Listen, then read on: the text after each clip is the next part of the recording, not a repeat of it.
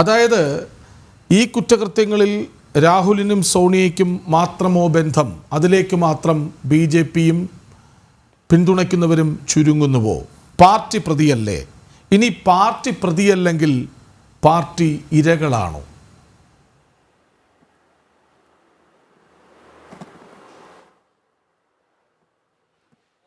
ചോദ്യത്തിനോട് ഞാൻ പറയാം കൃഷ്ണൻ. എപ്പോഴും നോക്കൂ, ഇവിടെ കോൺഗ്രസിന്റെ വക്താവ് അതോടൊപ്പം തന്നെ രാഷ്ട്രീയ നിരീക്ഷകൻ ശ്രീകുമാർ സാറൊക്കെ പറഞ്ഞതുമായിട്ട് ബന്ധപ്പെട്ട് നോക്കൂ, ഇവർ തന്നെ പറയുകയുണ്ടായി, തുടക്കത്തിൽ ജവഹർലാൽ നെഹ്റുവിന്റെ ഷെയർ ഇതിൽ എത്രയായിരുന്നു, AJL എത്രയായിരുന്നു? മൂന്ന് ഷെയറാണ് ഉണ്ടായിരുന്നത്. ഈ യങ് ഇന്ത്യ എന്ന് പറയുന്ന കമ്പനി AJLന്റെ ഷെയറുകൾ വാങ്ങിയപ്പോൾ നെഹ്റു കുടുംബത്തിന് കിട്ടിയത് എത്രയാ? 76% ഓഫ് ഷെയർസ്. ആലോചിച്ചു, 3 ഷെയറുകൾ മാത്രം 5000ന്റെ 3 എന്ന് പറഞ്ഞാൽ എത്രയാണ്? വളരെ 1%, അതിന്റെ 0.00 സംതിങ് ആണ് വരിക.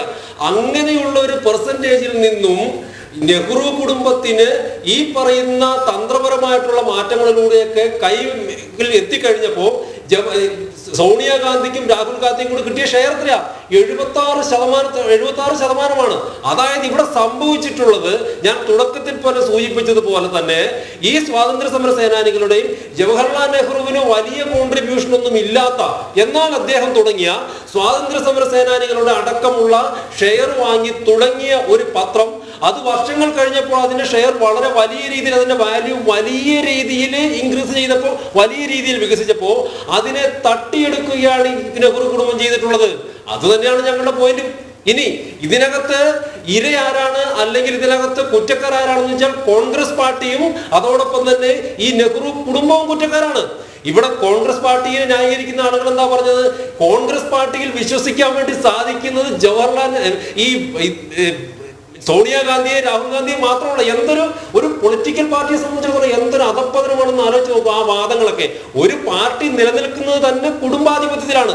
ഈ ഗർഭശ്രീമാൻ എന്നൊക്കെ പറയുന്ന പോലെ ഗർഭത്തിലിരിക്കുമ്പോൾ തന്നെ തീരുമാനിക്കുകയാണ്, നീ ഈ രാജ്യത്തിന്റെ പ്രധാനമന്ത്രിയാണ്, അല്ലെങ്കിൽ അത് ഭാഗ്യത്തിന് നടന്നില്ല കേട്ടോ, BJPയുടെ നല്ല പെർഫോമൻസ് നടന്നില്ല പോട്ടെ, അല്ലെങ്കിൽ നീ വരാൻ പോകുന്ന ആണാണെങ്കിലും പെണ്ണാണെങ്കിലും കുട്ടിത ഈ പാർട്ടിയുടെ പ്രസിഡന്റ് ആണ് അല്ലെങ്കിൽ ജനറൽ സെക്രട്ടറി ആണ് എന്ന് ഗർഭത്തിൽ വെച്ച് തന്നെ തീരുമാനിക്കുന്ന ഒരു പാർട്ടി. ആ പാർട്ടിയിൽ വിശ്വസിക്കാൻ വേണ്ടി പറ്റുന്ന ആകെ ആളുകൾ എന്ന് പറയുന്നത് ഈ കുടുംബക്കാർ മാത്രമാണെന്ന് പറഞ്ഞിട്ടുണ്ടെങ്കിൽ ആ പാർട്ടി എത്രമാത്രം അധപ്പതിച്ചു എന്ന് ആലോചിച്ച് നോക്കി. ഞാൻ ചോദിക്കട്ടെ, ഈ യങ് ഇന്ത്യയുടെ ഷെയറുകൾ അല്ലെങ്കിൽ ഈ കോൺഗ്രസ് പാർട്ടിക്ക് വേണ്ടി ഒരു കമ്പനി തുടങ്ങിയിട്ട് തന്നെ ഈ ഷെയറുകൾ വാങ്ങുകയാണെന്ന് ഇരുന്നോട്ടെ, എന്ത് KC വേണുഗോപാൽ ഇവർക്ക് വിശ്വസിക്കാൻ വേണ്ടി പറ്റത്തില്ല? എന്ത് മല്ലികാർജുൻ ഖാർഗെ ഇവർക്ക് വിശ്വസിക്കാൻ വേണ്ടി പറ്റത്തില്ല? കോൺഗ്രസിന്റെ ഈ രാജ്യത്ത് അറിയപ്പെടുന്ന നിരവധിയായുള്ള നേതാക്കന്മാരുണ്ടല്ലോ, ഇവരെ ആരെയും വിശ്വസിക്കാൻ കൊള്ളാത്തവരാണ് എന്നാണ് ഈ പറയുന്ന ആളുകളുടെ വാദം. അപ്പൊ നോക്കൂ, ഇതിന് ഒന്നെങ്കിൽ ഈ പറയുന്ന കൊള്ള, ഈ പറയുന്ന തീവെട്ടിക്കൊള്ള, ഈ നെഹ്റു കുടുംബം നടത്തിയ തീവെട്ടിക്കൊള്ളയെ ന്യായീകരിക്കുവാൻ വേണ്ടിയിട്ട് ഇവർ കള്ളം പറയുന്നു. അതല്ലെങ്കിൽ കോൺഗ്രസ് പാർട്ടിയിൽ ഈ നെഹ്റു കുടുംബം ഒഴികെ ഒരൊറ്റയാൾ പോലും വിശ്വസിക്കാൻ കൊള്ളാവുന്നവരില്ല എന്നിവർ അംഗീകരിക്കുകയാണ്. ചുവട് പിടിക്കുകയാണ് P. ശ്യാംരാജ് എന്നോർക്കണം. ശ്രീ N. ശ്രീകുമാർ, അതായത് പാർട്ടിയിൽ വിശ്വസിക്കാൻ കൊള്ളാവുന്നവരുടെ എണ്ണത്തെ ഒരു കുടുംബത്തിൻ്റെ ഉള്ളിലേക്ക് മാത്രം കൊണ്ടെത്തിക്കുന്നുവോ? ശ്രീ N. ശ്രീകുമാർ തന്നെ നേരത്തെ പറഞ്ഞ വാക്കുകൾ, അത് ഡോക്ടർ മോഹൻ വർഗീസും പിന്നീട് P. ശ്യാംരാജും അതിൻ്റെ ചുവട് പിടിച്ച് അതേ ചോദ്യം ഉന്നയിക്കുകയുണ്ടായി. ശ്രീ N. ശ്രീകുമാർ, വളരെ പ്രസക്തമായൊരു ചോദ്യമാണ് മോഹൻ വർഗീസ് ചോദിച്ചതും ശ്രീ ശ്യാംരാജ് അതുമായി ബന്ധപ്പെടുത്തി മുന്നോട്ട് പോയതും. 1969 കോൺഗ്രസ് പിളർന്നപ്പോൾ സംഘടനാ കോൺഗ്രസ് എന്നാണ് മൊറാർജി നെജിലിംഗപ്പ ഗ്രൂപ്പിനെ പറഞ്ഞിരുന്നത്. സംഘടനയുടെ നേതൃത്വം അവരായിരുന്നു, കാമരാജ് ഉൾപ്പെടെ. ഇപ്പുറത്ത് ഇന്ദിരാഗാന്ധിയുടെ നേതൃത്വമായിരുന്നു.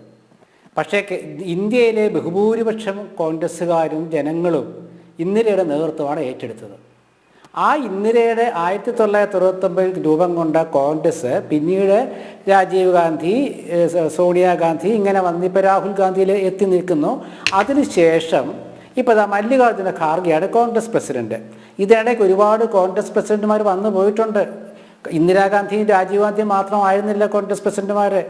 SD ശർമ്മ വന്നിട്ടുണ്ട്, ബറൂവ വന്നിട്ടുണ്ട്, ബ്രഹ്മാനന്ദ റെഡ്ഡി വന്നിട്ടുണ്ട്, അതുപോലെ YB ചവ വന്നിട്ടുണ്ട്. ഒരുപാട് പേരിങ്ങനെ കോൺഗ്രസ് പ്രസിഡന്റുമാരായിട്ട് വന്നിട്ടുണ്ട്.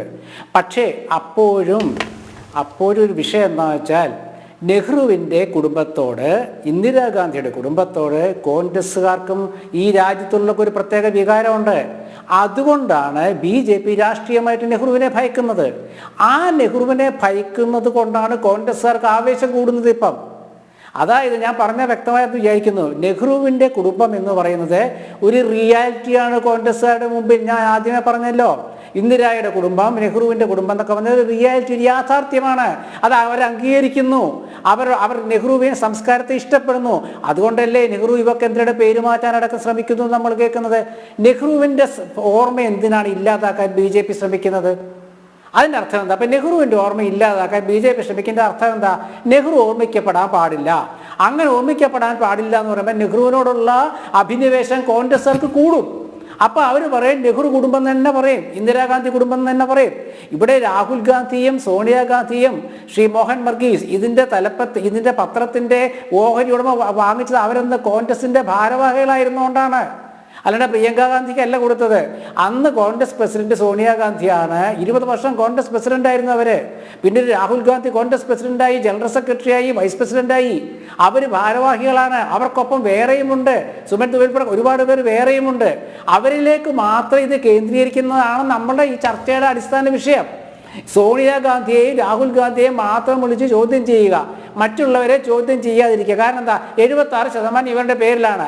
അപ്പം ഞാൻ പറഞ്ഞു, ഈ 76% വിശ്വസനീയമായ കൈകളിലാണ്. അത് നെഹ്റുവിയൻ കുടുംബത്തിൻ്റെ കയ്യിലാണ്, ഇന്ദിരാഗാന്ധിയുടെ കുടുംബത്തിൻ്റെ കയ്യിലാണ്, ആ താഴ്വയുടെ കയ്യിലാണ്. അത് കോൺഗ്രസ്സുകാർക്ക് വിശ്വാസമാണെന്നേ.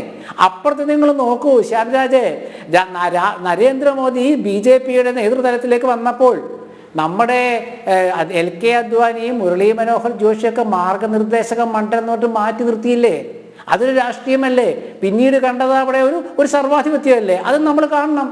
BJPയിലെ കൂടുതൽ പേർക്ക് നരേന്ദ്രമോദിയിൽ എന്തുകൊണ്ടാണ് വിശ്വാസം? അതുപോലെ ഇപ്പോഴത്തെ രാഹുൽ ഗാന്ധിയും സോണിയാഗാന്ധിയും വിശ്വസിക്കുന്നില്ല. നിങ്ങൾക്ക് എന്തിനാണ് ഇത്ര വേവലാതി കൊള്ളുന്നത്? കോൺഗ്രസ്സുകാർക്ക് അത് മതിയെന്നേ. കോൺഗ്രസ്സുകാർക്ക് സോണിയാഗാന്ധി രാഹുൽ ഗാന്ധി മതി. മല്ലികാർജ്ജുന ഖാർഗെയെ പ്രസിഡന്റാക്കിയത് അവരാണ്. ഒരാൾ മത്സരിച്ചല്ലോ, വെറുതെ അല്ലല്ലോ. ശശി തരൂർ മത്സരിച്ചല്ലോ, ഖാർഗെയെ മത്സരിച്ചു, ശശി തരൂർ തോറ്റുപോയി.